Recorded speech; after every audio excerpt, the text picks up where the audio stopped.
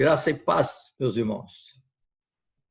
Nesta manhã, vamos compartilhar com vocês a lição da Escola Dominical, da classe de adultos. E nós estamos na 6ª lição dos Fundamentos Bíblicos da Família. Essa é a nossa revista. É uma revista da editora Cristã Evangélica. E se você que nos ouve e acompanha as lições ainda não tiver a revista, pode fazer contato conosco através do WhatsApp. Nós, professores, providenciaremos para que chegue às suas mãos, tá bom?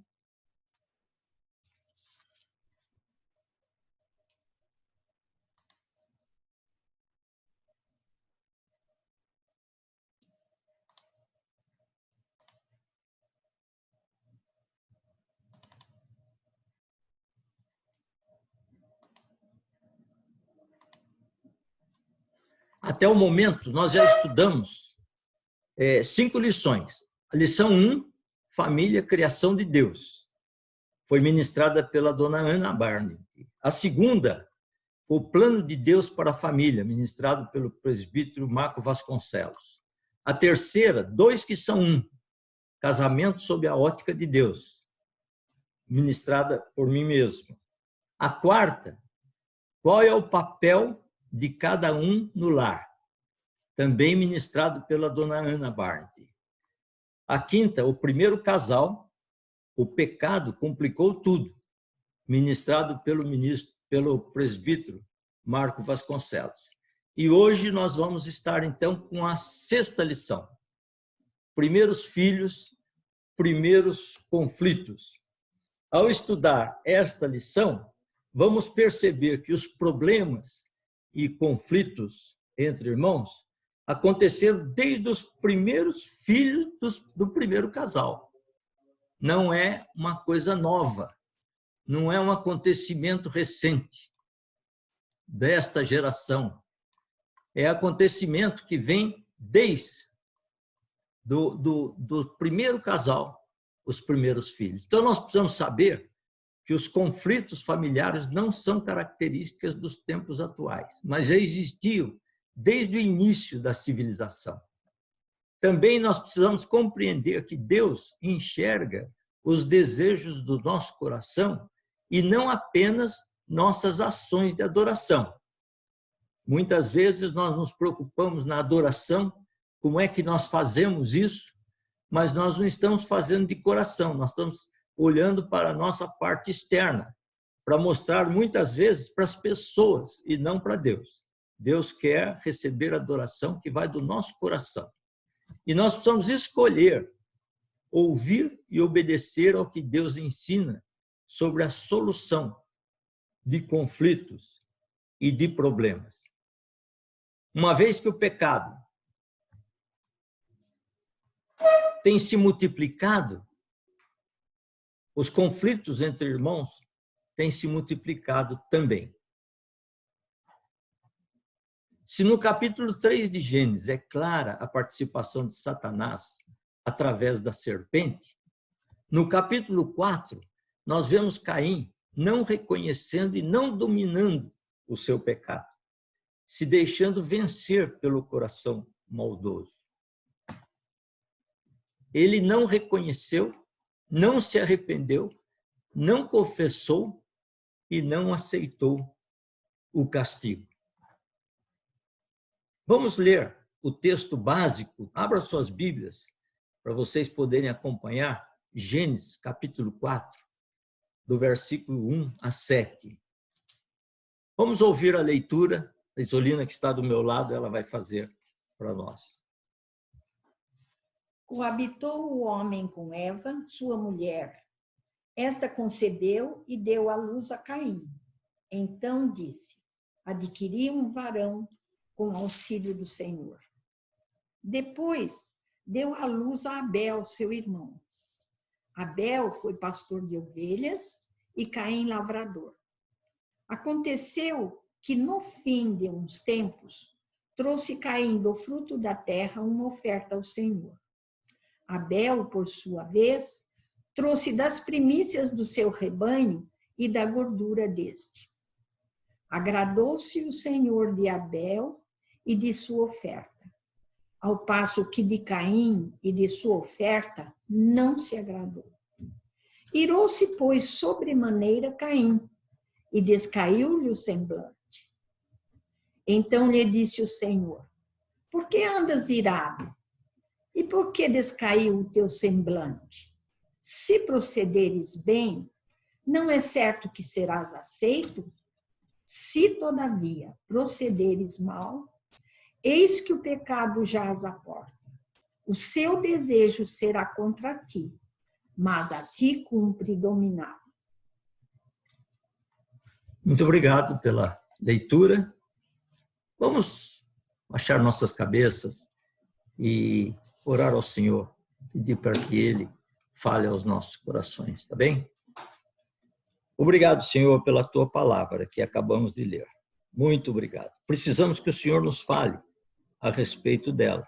Usa-nos como um instrumento nas Tuas mãos, Pai. Em nome de Jesus. Amém.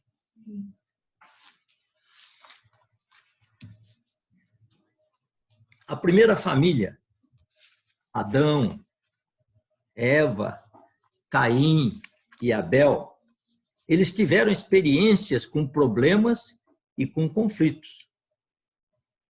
Hoje, o pecado cresce e provoca dificuldades no relacionamento familiar. Como os pais podem agir para solucionar esses problemas? Vamos examinar juntos por etapas. Vamos ver na própria lição com a ajuda da revista. Caim era lavrador e Abel pastor de ovelhas. Os dois ofereceram a Deus um sacrifício, uma oferta. Oferta significa dádiva para fazer uma aliança. Abel trouxe das primícias do seu rebanho e Caim do fruto da terra. Deus se agradou da oferta de Abel, mas rejeitou a de Caim. Qual seria o pecado de Caim? A rejeição da oferta de Caim está nele mesmo, no espírito e no coração. Há vários textos bíblicos que comprovam que Deus olha preferencialmente para o ofertante e não necessariamente para a oferta. Primeiramente, ele olha para o ofertante. E depois, então, ele vai se agradar com a oferta. Vamos ler dois desses textos que nós marcamos aqui. Isaías capítulo 1, versículos 11, 16 e 17. Vamos ouvir. De que me serve a mim a multidão dos vossos sacrifícios, diz o Senhor. Estou farto dos holocaustos de carneiros e da gordura de animais cevados, e não me agrado do sangue de novilhos, nem de cordeiros, nem de bodes. Lavai-vos, purificai-vos, tirai a maldade dos vossos atos de diante dos meus olhos. Cessai de fazer o mal. Aprendei a fazer o bem. Atendei à justiça, repreendei o opressor, defendei o direito do órfão, pleiteai a causa das viúvas. O Senhor está sendo muito claro aqui, através de Isaías, falando ao povo de Israel o que era mais importante. Não é? Cuidar dos órfãos, pleitear as causas das viúvas, atender às necessidades do seu próximo. Isso para ele era mais importante do que a oferta. Era mais importante do que o sacrifício. Vamos ler também 1 Samuel, capítulo 15, versículo 22. Porém, Samuel disse: tem porventura o Senhor tanto prazer em holocaustos e sacrifícios, quanto em que se obedeça a sua palavra? Eis que obedecer é melhor do que o sacrificar, e o atender melhor do que a gordura de carneiros. Isso é muito claro para nós. Aqui, nessa primeiro livro de Samuel, o que realmente é importante para o Senhor quando se apresenta um holocausto, né? Esse é o pecado de Caim. O Novo Testamento, ele indica que a vida de Caim se caracterizou pelo mal, enquanto que a vida de Abel pela justiça. Vamos ver isso? Hebreus capítulo 11, versículo 4. Pela fé, Abel ofereceu a Deus mais excelente sacrifício do que Caim, pelo qual obteve testemunho de ser justo, tendo a aprovação de Deus quanto às suas ofertas. Por meio dela, também mesmo depois de morto, ainda fala. Impressionante, não é? Depois que Abel morreu, mesmo assim, a sua oferta fala. E ela mostra, nós estamos lendo isso aí em Hebreus, no Novo Testamento, um acontecimento lá do princípio, lá de Gênesis, um registro na Bíblia que nos mostra a importância que Deus dá para aquele que é bondoso, para aquele que atua de uma maneira que a justiça seja feita. E eu queria ver com vocês que a oferta de Caim não procedia de um coração reto diante de Deus. A vida de Caim desmentia a sua oferta. Vamos ler 1 João 3, versículos 11 e 12. Porque a mensagem que ouviste desde o princípio é esta, que nos amemos uns aos outros. Não segundo Caim, que era do maligno e assassinou a seu irmão. E por que o assassinou? Porque as suas obras eram más e as de seu irmão justas. As suas obras eram más. Essa era a diferença entre Caim e Abel, porque do seu irmão eram justas. Vamos ver que aplicação nós podemos fazer para nós, para a nossa família, para o nosso dia a dia. Irmãos são abençoados quando cada um cuida da sua vida interior, do seu coração.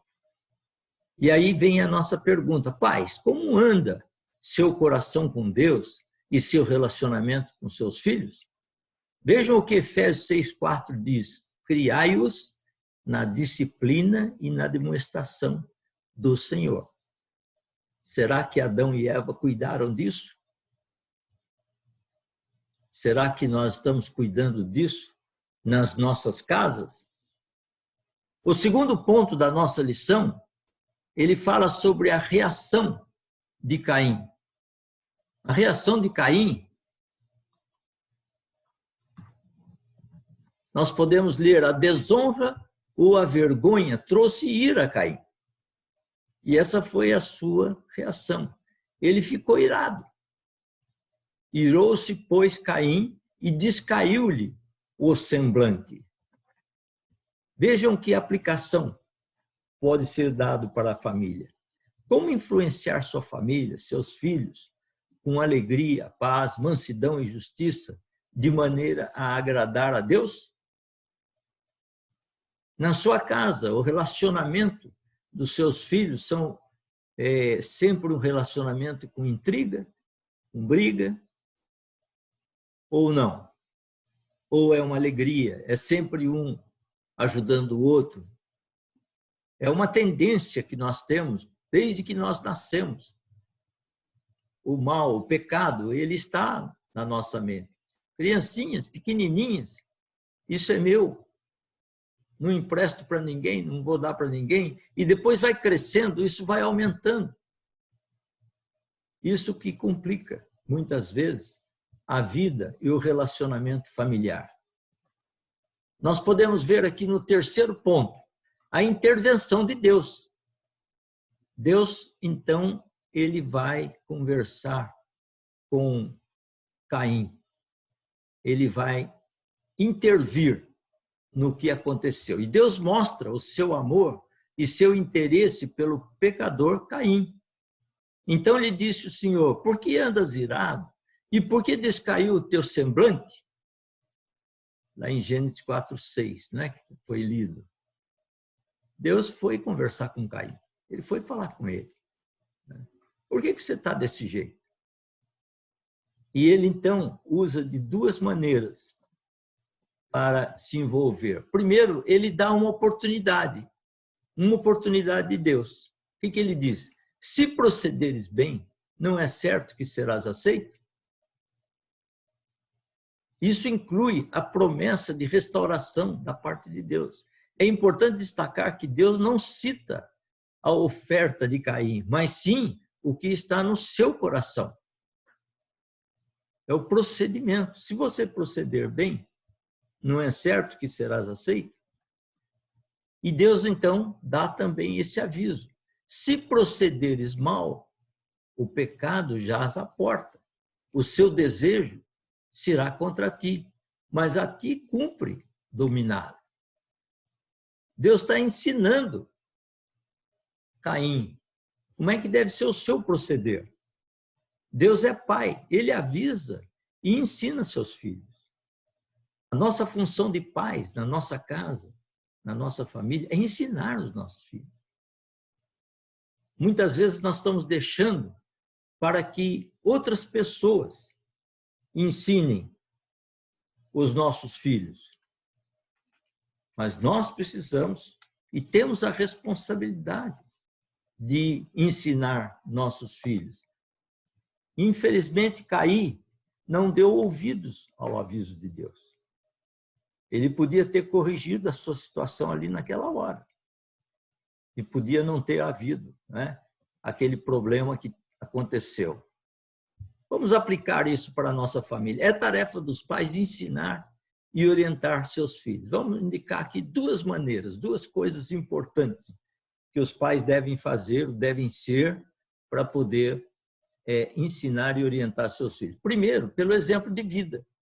Deuteronômio diz, né, no capítulo 6, versículo 5, amarás o Senhor teu Deus de todo o teu coração, de toda a tua alma e de toda a tua força. Isso aí é uma instrução de Deus para as pessoas. Era a instrução dele para o povo, naquela época, através de Moisés.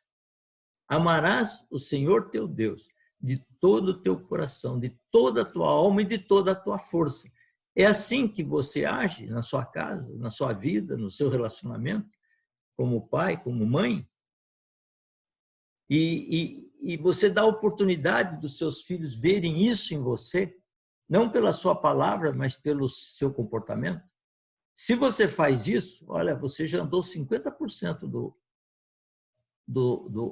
da caminhada para atingir os objetivos que Deus estabelece para a família, para o casal. Mas tem uma outra tarefa, pelo dia a dia do filho. Deuteronômio 6, versículos 6 e 7, ele diz, estas palavras que hoje eu te ordeno, isso aqui é a continuação do versículo 5, né? Estas palavras que hoje te ordeno estarão no teu coração. Tu as inculcarás a teus filhos, e delas falarás assentado em tua casa, e andando pelo caminho, ao deitar-te e ao levantar-te. Ao examinar essa parte no nosso estudo, eu me lembrei que no passado, quando os meus filhos eram pequenos ainda, nós viajávamos muito devido ao trabalho, de um lugar para outro, e eles nos acompanhavam, não para trabalhar junto, mas nos acompanhavam na viagem, porque nós morávamos em outros lugares, e nessas viagens a gente aproveitava para ensinar, para falar com eles, para cantar cânticos, né? Para falar versículos bíblicos, fazíamos brincadeiras. Tem muito a ver com essa de falarás assentado em tua casa e andando pelo caminho. Além disso, os cultos devocionais, os cultos diários devocionais com família, isso é muito importante para poder atingir esse objetivo, que é de falar aos filhos diariamente do amor de Deus e daquele cuidado que o Senhor tem, e como é que Ele quer e como é que Ele gosta dos nossos comportamentos. Em quarto lugar, então aí vem o assassinato de Abel. Vamos ver isso. Como é que foi, como é que aconteceu. Todas as oportunidades e todos os avisos de Deus não evitaram a tragédia na família. Às vezes acontece isso nos nossos dias a dia. E nós temos, então, muita tristeza, muito problema, muita frustração. Por quê? Porque a gente não ouve a Deus e não consegue fazer aquilo que Deus nos ensina.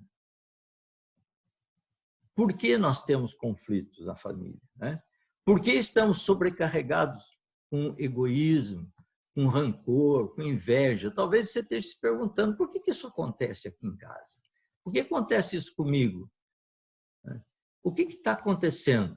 Mas tem uma resposta muito simples que eu queria dar para vocês, que é essa aqui, ó. Por quê? Porque nós herdamos a natureza pecaminosa de Adão. Nós herdamos isso, é uma herança.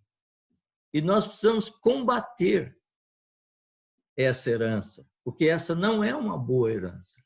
Pela desobediência de um só homem, muitos se tornaram pecadores. Está lá em Romanos, capítulo 5, a primeira parte do versículo 19.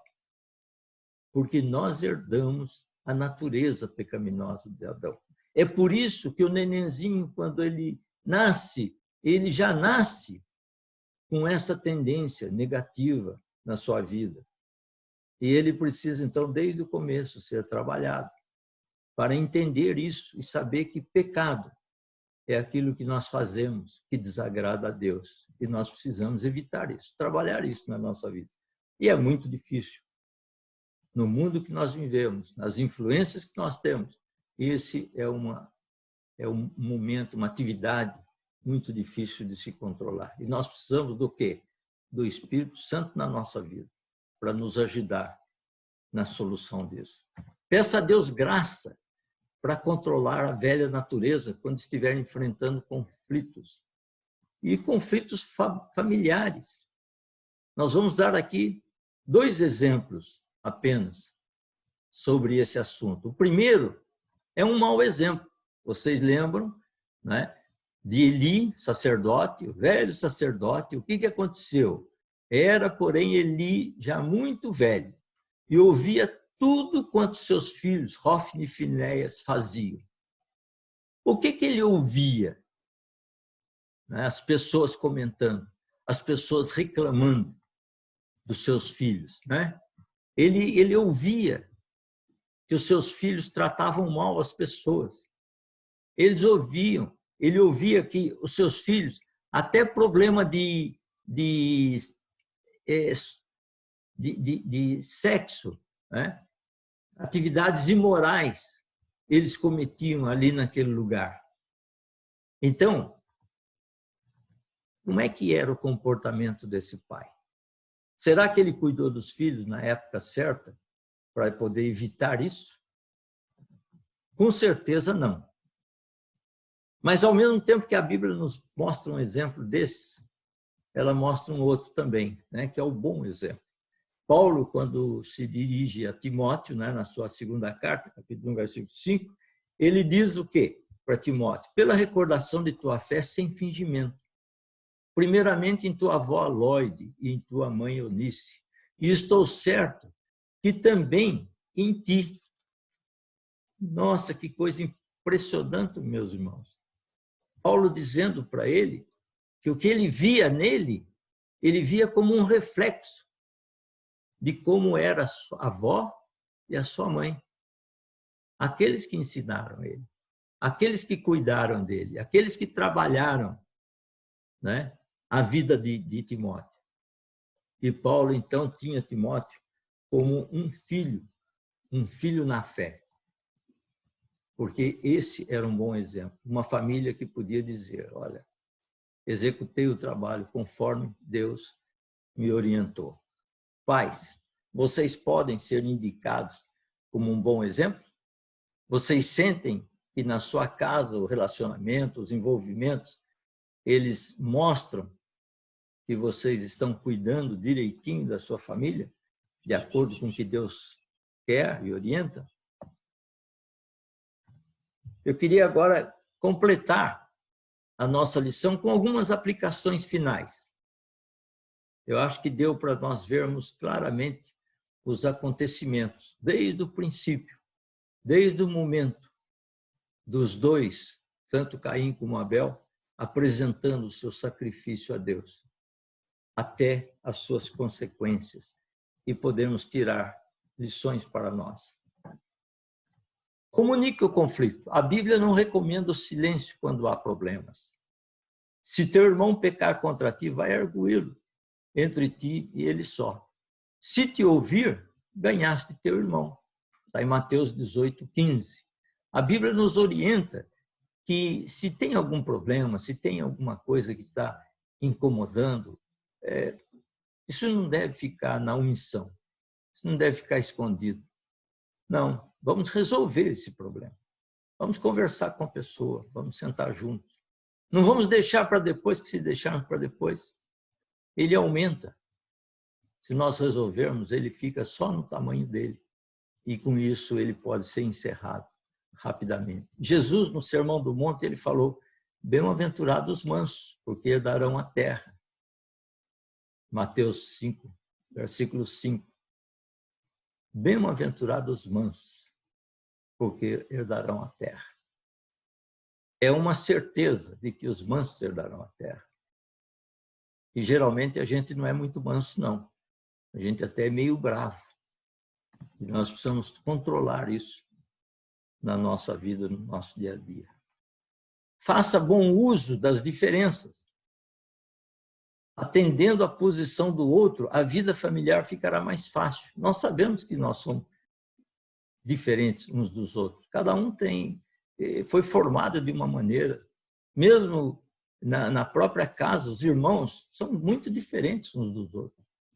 Eu posso reconhecer, na minha família, nós somos 9 irmãos, e cada um tem uma característica diferente do outro. Mas se nós, entre nós, nos esforçarmos para respeitar ou aceitar o como o outro é, as coisas ficam mais fáceis.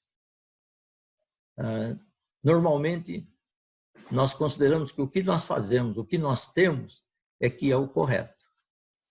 E é como deve ser feito. Mas se nós pudermos olhar também para o que o outro está fazendo de uma maneira bondosa, com certeza nós estamos reduzindo muito os conflitos. Cada membro da família pode abandonar posições inflexíveis para assumir um posicionamento de compreensão mútua. É bom, é fácil de falar isso, né? Mas é difícil de fazer. Então fica aqui o nosso desafio para trabalharmos isso na nossa vida, no nosso coração. Mateus 5:9 diz: bem-aventurados os pacificadores. Quem são pacificadores? Você é um pacificador? Ou não? Começou uma briga, uma discussão, opa, eu gosto disso, deixa eu ver o que é. Vou incentivar. Não. Bem-aventurados aqueles que pacificam, os pacificadores. Faça a diferença entre o essencial e o secundário. Identificar e discernir nos conflitos o que é importante e o que não é. Isso é muito importante no processo e no relacionamento. Vamos ler também, abrir em 1 João, capítulo 4, versículos 20 e 21, e nós estaremos encerrando a nossa lição com a leitura desse versículo. Se alguém disser, amo a Deus, e odiar a seu irmão, é mentiroso. Pois aquele que não ama a seu irmão, a quem vê, não pode amar a Deus, a quem não vê. Ora, temos da parte de Deus este mandamento: Aquele que ama a Deus, ame também a seu irmão. Vejam como é que é João, na sua carta, a primeira carta, como é que ele é claro na colocação da sua palavra para nós. Nós temos que amar os nossos irmãos. Isso é importante no nosso dia a dia. E se nós não demonstramos isso, não fazemos isso, como é que nós podemos dizer que amamos a Deus? E nós vemos que muitas vezes é mais fácil dizer eu amo a Deus, mas meu irmão, ele é difícil, não dá para amar ele. Nossa vida, como ele cria problemas para mim, como ele é encrenqueiro. Eu estou olhando só a minha parte, né? Não estou olhando a parte dele. Então, esse texto de João, ele nos chama atenção para isso. Nós temos que amar o nosso irmão. Amém? Eu queria também, ao encerrar aqui com vocês esta lição, eu queria deixar com vocês um vídeo que ele mostra um relacionamento entre os pais e os filhos. Esse vídeo, inclusive avós envolvidos, outras pessoas, mas é o relacionamento da família. E ele tem duas partes. A primeira parte, ele mostra a má relação entre pais e filhos. Os pais e filhos desunidos e um não aceitando o outro, né? E a segunda parte aí mostra uma família unida, uma família alegre, uma família feliz, possivelmente uma família como o Senhor gosta, como o Senhor quer. Então, vamos, através desse vídeo, nos lembrarmos disso e fazer com que a nossa família seja uma família alegre, feliz e unida no Senhor. Amém? Que Deus nos abençoe e te dê um bom dia. Amém.